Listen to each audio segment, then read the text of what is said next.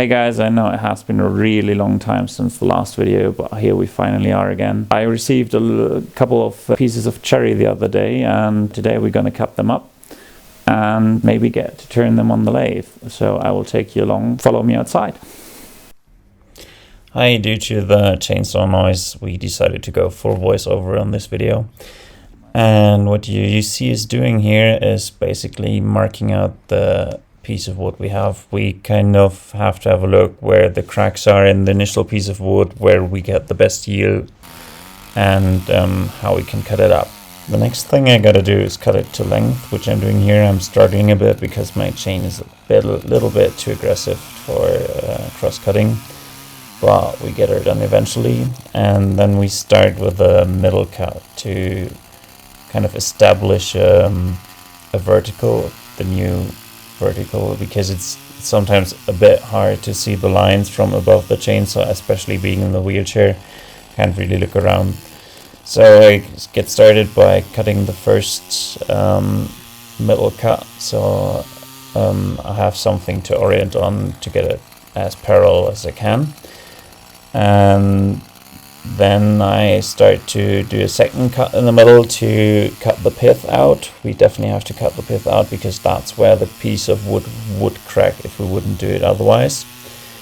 And after that we will start cutting the sides away, so we have basically short boards to be able to put them on the bandsaw, have them rest properly, and I try to make it as parallel and as good as I can, because the more crooked it gets, the more difficult it will be to put on the bandsaw. And cut nice and round bowl blanks that basically are somewhat balanced and don't make my lathe shake all over the place. Next up, I cut the other side parallel to what we already have, and then I will finish up the middle cuts. I didn't cut them all the way through in the beginning, because if I would have, the whole piece would have fallen apart and it would have been really difficult to get the sides cut parallel. So I just leave a little bit of the wood attached in the middle and finish it up in the ending.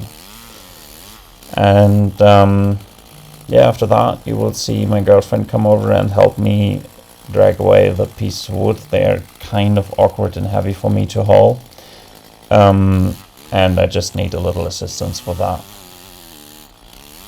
Now after this piece of wood is done, I have another 3 of the same tree that we have to get done, but I won't bore you with this same thing over again.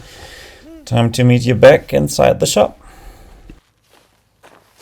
Alright guys, we yielded about 8 bowl blanks and a couple of loose odds and ends that we're going to turn into other stuff.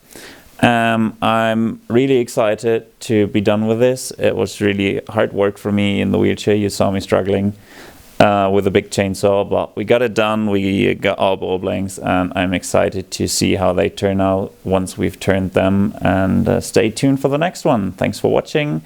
Please click the like and subscribe buttons and do all the stuff you're supposed to do, and see you then.